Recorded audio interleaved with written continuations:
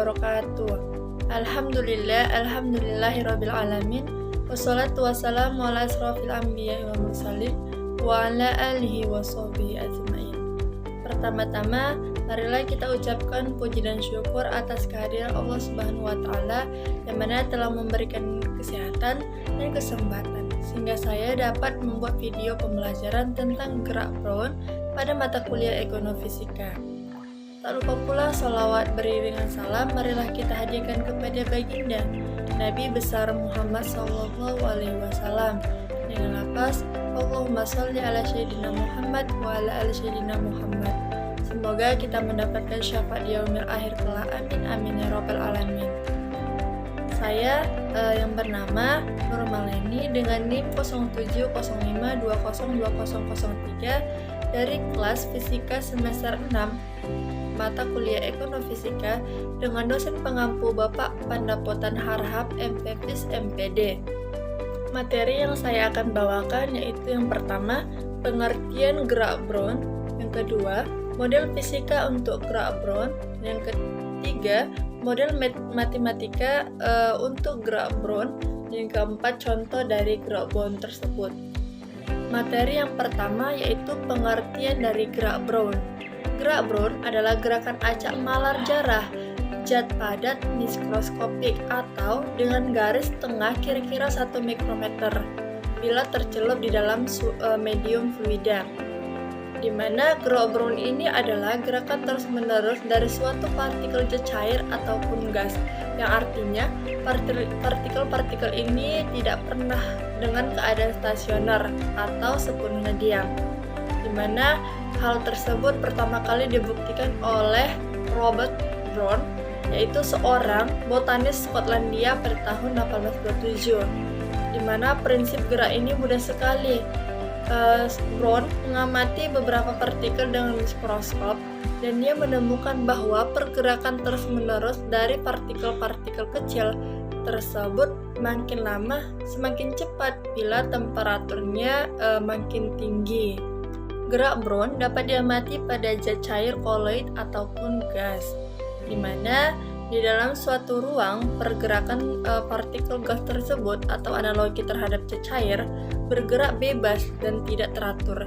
Dengan kata lain, partikel gas itu bergerak dengan kecepatan yang berbeda-beda. Bila partikel gas tersebut menabrak partikel gas lain ataupun menabrak tembok dinding, maka kecepatan serta arah vektornya juga ikut berubah.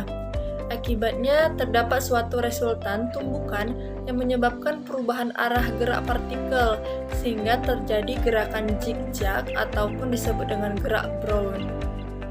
Adanya penyebab terjadinya gerak Brown pada sistem koloid yaitu terjadinya akibat adanya suatu tumbukan yang tidak seimbang antara partikel-partikel koloid dengan molekul-molekul fase pendispersinya. Gerak Brown koloid akan dapat terjadi semakin cepat apabila ukuran partikel-partikel koloid tersebut semakin kecil.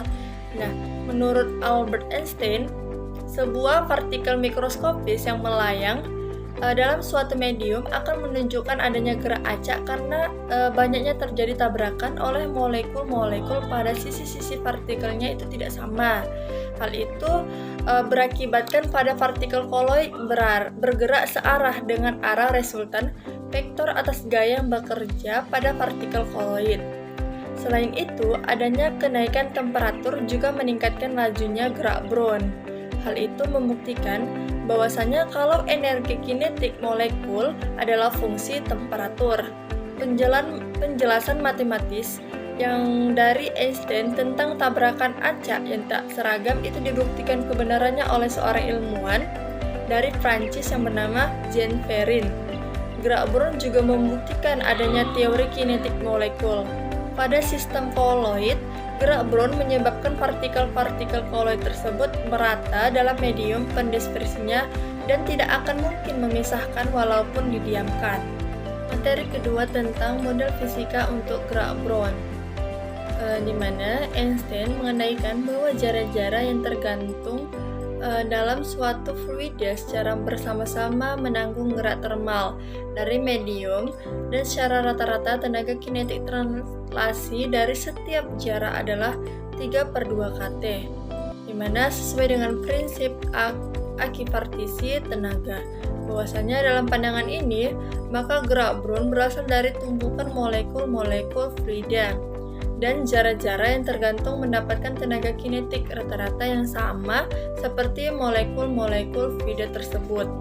Nah, pengertian dari kinetik gas ini merupakan gas dalam sebuah tabung atau pada sebuah wadah yang dapat dipandang sebagai partikel, di mana kinetik gas disebabkan karena adanya gerakan partikel gas yang ada di dalam sebuah ruangan. Gas yang akan selalu bergerak dengan kecepatan tertentu, di mana kecepatan itulah yang nantinya akan berpengaruh pada energi kinetik gas. Contohnya balon karet. Nah, mengapa balon itu dapat meletus? Di mana balon dapat meletus disebabkan karena dua hal, yaitu kenaikan suhu dan tekanan gas pada balon. Jika kita meletakkan balon di bawah sinar matahari dalam waktu cukup lama, maka balon itu akan meletus, di mana peristiwa meletusnya balon tersebut terkait dengan hubungan tekanan, suhu, dan volume gas. Hal ini karena gas dalam balon juga ikut meningkat, sama halnya dengan memompa balon secara terus-menerus, di mana gas dalam balon akan menekan dinding balon secara terus-menerus bersamaan dengan kenaikan tekanan dan volume balon, di mana pada saat dinding balon tidak dapat menahan tekanan gas tersebut, maka balon tersebut akan meletus. Ketiga, model matematika untuk gerak Brown, di mana ada beberapa aneka lambang untuk menyebut gerak Brown, yaitu lambang BT diambil dari abjad pertama Brownian motion sekaligus untuk mengenang Robert Brown. Dan yang kedua, lambang WT yang dimana digunakan sebagai penghormatan terhadap Norbert Wiener yang telah membuktikan eksistensi gerak Brown secara matematis dalam disertai doktornya pada tahun 1923. Karena itulah proses gerak Brown juga sering disebut dengan istilah proses Wiener. Sebagaimana sudah disinggung sebelumnya ketika membahas proses Markov, di mana gerak Brown ini adalah perkembangan yang lebih lanjut dari jalan acak. Dari pembahasan itu dapat mengingat kembali dalil limit pusat, yang dimana peubah acak atau XT merupakan peubah acak normal dengan nilai harap 0 dan variasi C plus T.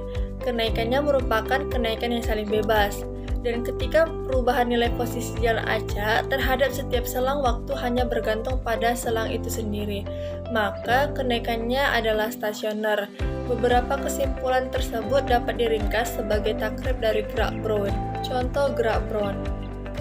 Dalam kehidupan sehari-hari, yang paling mudah kita jumpai contoh gerak Brown ini adalah susu, di mana jika susu didiamkan dalam waktu yang lama, tidak akan didapatkan sebuah endapan. Hal tersebut dikarenakan adanya suatu gerakan secara terus-menerus yang dilakukan oleh partikel-partikel koloid dalam susu, sehingga antara susu dan pelarutnya, yaitu di sini pelarutnya adalah air. Gerak acak yang seperti itulah yang dinamakan sebagai gerak Brown, di mana gerak Brown ini sering juga dijadikan sebagai sebuah bukti dalam teori kinetik molekul. Sampai di sini yang dapat saya jelaskan, kurang dan lebihnya saya mohon maaf. Semoga video saya ini dapat bermanfaat. Saya akhiri, wabillahi taufiq wal hidayah. Wassalamualaikum warahmatullahi wabarakatuh.